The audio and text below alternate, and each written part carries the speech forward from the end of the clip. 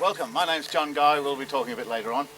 But at the moment the most important thing is to get your bed and tent set up so you'll be comfortable for the night. The aim of this camp is to develop leadership. A troop. We've come out to the bush so that there are no distractors on the one hand, but they're also out of their comfort zone. When you're out of your comfort zone, it means that the brain switches on, so we actually can cover a lot more territory than if we were in a comfortable classroom with ice, water and minties. The fact of the matter is that having done that, we very quickly had to put up, in Maslow's hierarchy of needs, we had to put up our shelters and get our safety needs in place. So physiological and safety needs needed to be in place, and relationship needs to build a team. So very quickly on the first day, from 4 o'clock when they arrived on Friday night, they had to put those needs into place, and that allowed us to debrief them in terms of team building skills and what you contribute to a team. Hey, I reckon this is about a 12 stubby bed, this one. The most surprising thing for me is just how well our team has responded. I think very quickly John's connected with them. They've got the message, they understand the message, and they're out there applying it. Happy the man, and happy he alone. He who can call today his own. He who's secure within can say, tomorrow do your worst, for I've lived today.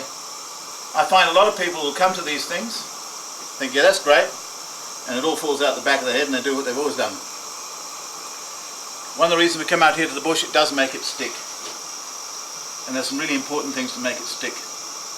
Happiness, or morale, technical term, the morale of an outfit will tell you how well it's led. This weekend is about not your management skills, because you got those. This is about your leadership skills. Gentlemen, if you take nothing else away from this weekend, take this. Everything you do in life is life-centered and life-giving to the point that you'd give your life, it'll work.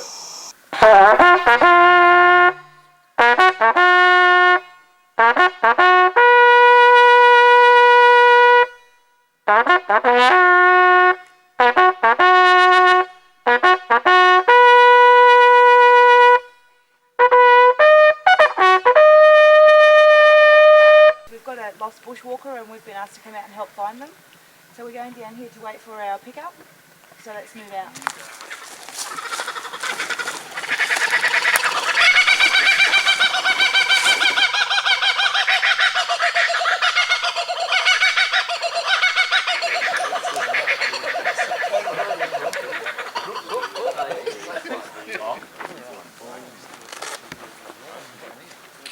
This morning when the bugle went and somebody sort of turned around and said we've got a lost bushwalker, etc.,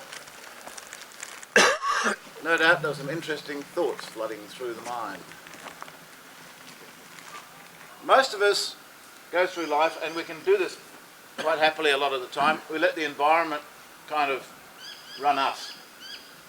So if it's a beautiful day, we have a beautiful day. It was a shit day with rain and bloody hail and cranky workers. We have a shit day. Well, what if you had a cranky contractor, it's raining, the job's bloody well behind schedule, the boss is cranky, and we can still have a good day? Would that be good? It'd be pretty cool. Today, what we've been on about since 4:30 this morning has been coming from an inner locus of control, so I can be turned out of bed at 4:30 in the morning in the dark, resolve conflict, and all of that because I've come from an inner locus of control rather than an outer locus of control. There have been some signals from a distress beacon that indicate that a downed aircraft is located on Mount Gillies. I'd like to identify that. Because of the weather conditions and the cloud cover, it has been impossible to determine the state of the aircraft or the welfare of the 3 people on board. Your task is to move to an assembly area in the vicinity of checkpoint 17 and be on 10 minutes notice to move to rescue the victims of the air crash. Your first task, of course, is to determine the aim. Your second priority is to issue a warning order as set out in your handbook, to get the team preparing while you prepare the plan. Locating them. We're rescuing doing the crash. We're right here. We go to 17. We go to 15. Yeah, hang on. Yeah, it's still coming through people.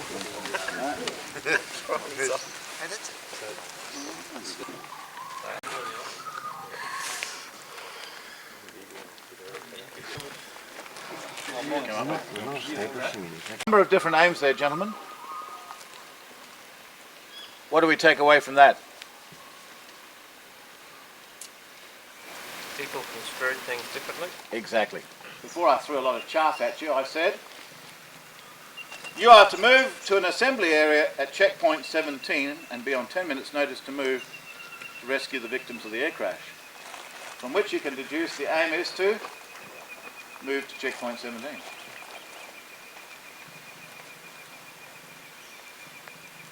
Correct. The limitations are with 10 minutes notice to move, full expedition order, etc., etc. There's all sorts of red herrings.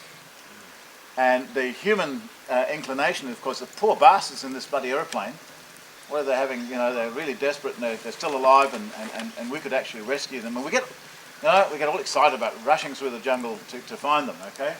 The thing is, though, that to get them rescued properly might mean we get a totally different task.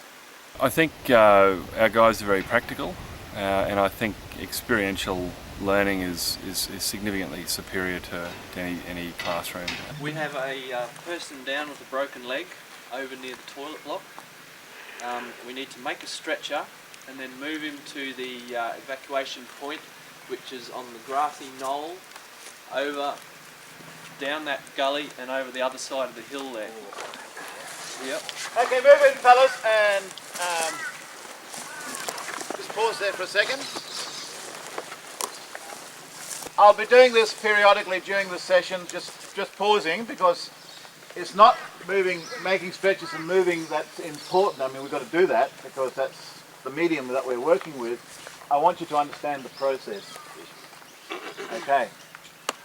Now, Bob's been thrown into the deep end straight after this. He's had not much time to think about it, and he's got to have a fairly complex task when you actually start to look at it to get organised. Now, I gave you a bit of a warning order over there. Okay? And what we blokes particularly tend to do at this stage is we want to leap into the task. Okay? Sometimes that creates more chaos than anything else. Bob's got a situation where, because we're used to operating in our small groups, now suddenly we're working as a big group. So what's the first problem Bob's got to deal with? Disorganisation. Yep, and we had another word for it yesterday. Chaos. Chaos. Where does Bob need to move us to? The checkpoint. We want to get to skilled as a team, to get to the checkpoint.